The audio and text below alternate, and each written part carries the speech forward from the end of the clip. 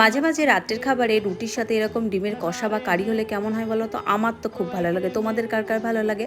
তার জন্য আগে থেকে ডিম আর আলুটাকে সেদ্ধ করে নিয়ে ডিমটাকে ছাড়িয়ে ডিমের গায়ে আমি চেরা লাগিয়ে নিয়েছি। কড়াইতে দিয়ে দেবো সর্ষের তেল। তারপর এক এক করে ডিমগুলোকে দিয়ে দিলাম, দিয়ে দেবো স্বাদ মতো নুন আর হলুদ, দিয়ে ডিমটাকে আমি লাল লাল করে ভেজে তুলে নিচ্ছি। তারপর ওই তেলের মধ্যে দিয়ে দেবো কালো জিরে, গোটা গরম মশলা, একটা শুকনো লঙ্কা, দিয়ে দেবো আমি পেঁয়াজ, এরপর দিয়ে দেবো টমেটো, তারপর দেবো আদা রসুন কাঁচা লঙ্কা বাটা, এরপর দিয়ে দেবো নুন হলুদ জিরে ধনে লঙ্কার গুঁড়ো। একটু নাড়াচাড়া করে আমি কিছুক্ষণ সময়ের জন্য ঢেকে রেখেছিলাম।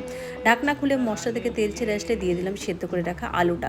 তারপর মশলা আর আলুটাকে খুব ভালোভাবে কষিয়ে আমি দিয়ে দেবো অল্প একটুখানা জল। তারপর আরও কিছুক্ষণ সময়ের জন্য ঢেকে রেখেছিলাম যাতে আলু আর পেঁয়াজটা আরও ভালোভাবে নরম হয়ে আসে। তারপর ঢাকনা খুলে তেল ছেড়ে আসলে দিয়ে দিলাম ভেজে রাখা ডিমগুলো, দিয়ে দেবো প্রয়োজন মতো জল, দিয়ে দেবো ধনেপাতা কুচি, রোস্ট করা কসুরি মেথির গুঁড়ো, গরম মশলা গুঁড়ো। তাহলেই তৈরি হয়ে যাবে ডিমের কষা বা কারি। টাটা।